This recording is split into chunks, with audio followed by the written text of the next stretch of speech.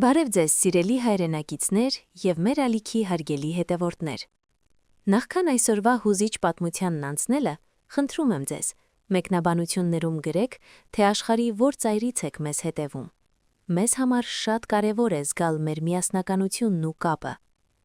Նաև չմոռանաք բաժանորդագրվել ալիքին և սեղմել զանգակի կոճակը, որպեսզի բաց չթողնեք մեր հաջորդ տեսանյութերը։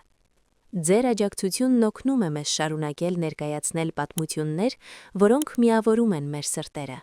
Այդ օրը ամեն ինչ կատարյալ էր թվում։ Սպիտակ զգեստս, ծաղիկների բույրը, հարազատներիս ժպիտները, ես, Անահիտս և Արամը վերջապես կապում էինք մեր կյանքը։ Մեր սիրո պատմությունը երկար էր, լի փորձություններով, բայց այդ օրը մենք երջանիկ էինք, ինչպես երբեք։ Ռեստորանի դահլիճում հնչում էր մեղմ երաժշտություն։ Բոլորը պարում էին, իսկ ես ու Արամը նստած էինք մեր պատվավոր տեղում, շրջապատված սիրով։ Սակայն երեկոյի կեսին նկատեցի, որ Արամի ավագ եղբայրը Վարդանը, ով սովորաբար շատ կատակասեր ու աշխույժ է, անսովոր լռակյաց է։ Նա հեռվից հետևում էր մեզ, և նրա հայացքում ինչ-որ անհանգստություն կար։ Երբ Արամը մի պահ հեռացավ հյուրերի հետ զրուցելու, Վարդանը մոտեցավ ինձ։ «Անահիտ», ցածրաձայն ասաց նա, և նրա ձայնը մի փոքր դողաց։ «Պետք է խոսենք, խնդրում եմ, մի քանի րոպեից արի Միջանցքի վերջում գտնվող այն փոքր սենյակի մոտ, լվացարանների կողքը, այնտեղ հանգիստ է, շատ կարևոր է»։ Սիրտս սկսեց արագ բաբախել։ Ինչ կարող է պատահել հենց հիմա իմ հարսանիքի օրը, մտածեցի ես։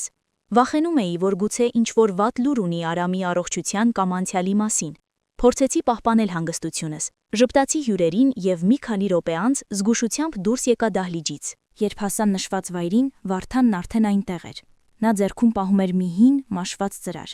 «Վարդան, ինչ է պատահել։ Ինձ վախեցնում ես», շշնջացի ես։ Նա նայեց աչքերիս մեջ և ասաց. «Անահիտ, այն ինչ պիտի ասեմ, Արամը երբեք չէր ասի։ Նա ինձ արգելել է խոսել այս մասին, բայց ես չեմ կարող թույլ տալ, որ դու սկսես քո համատեղ կյանքը, չիմանալով, թե իրականում ով է քո ամուսինը և ինչ է նա արել քեզ համար»։ Ես սառեցի։ Վարդանը շարունակեց. «Հիշում ես 3 տարի առաջ, երբ հայրդ շատ ծանր վիճակում էր, և ձեզ հսկայական գումար էր պետք վիրահատության համար։ Դուք հրաշքով գտաք այդ գումարը։ Դու կարծում էիր, թե դա անանուն բարերար էր, կամ հորդ ընկերների հավաքած գումարը։ «Այո», պատասխանեցի ես, «այդ գումարը փրկեց հորս կյանքը։ Մենք մինչև հիմա չգիտենք, թե ով էր այդ մարդը»։ Վարդավը դառը ժպտաց և բացեց ծրարը։ Այնտեղ բանկային փաստաթղթեր էին և մի հին բնակարանի վաճառքի պայմանագիր։ «Այդ բարերարը Արամն էր, Անահիտ։ Բայց գիտես, թե որտեղից նրան այդքան գումար։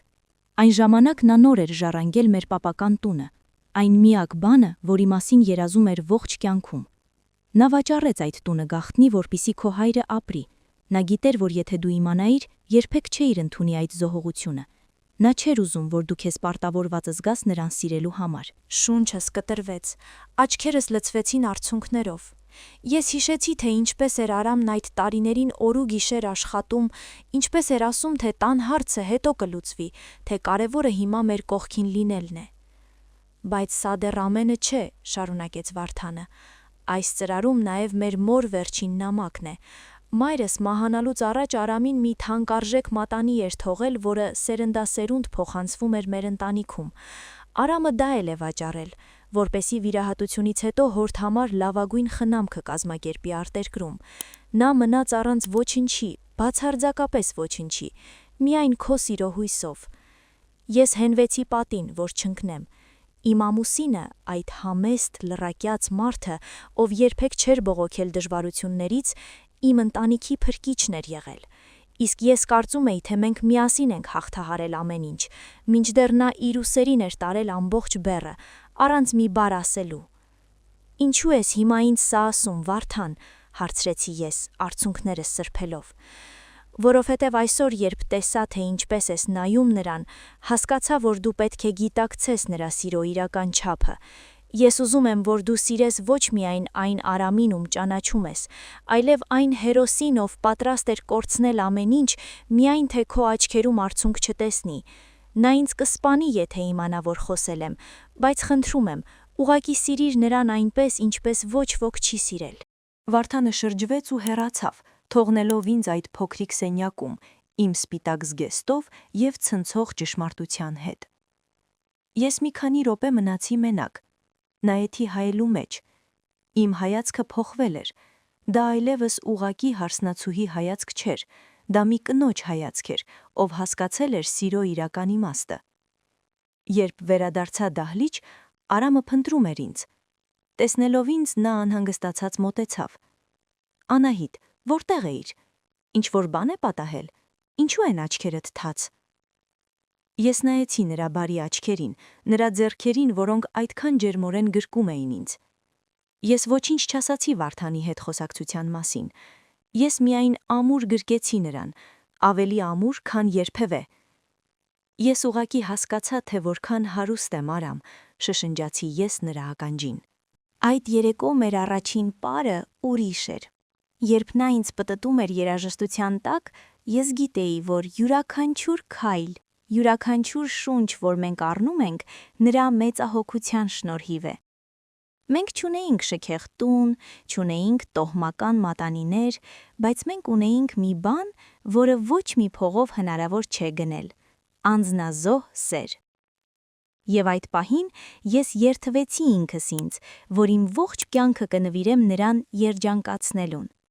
Ես երբեք չեմ ասի նրան, որ գիտեմ իր գաղտնիքը,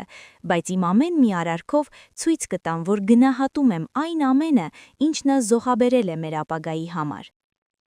Հարսանիքը շարունակվում էր, բայց ինձ համար աշխարհը կանգ էր առել։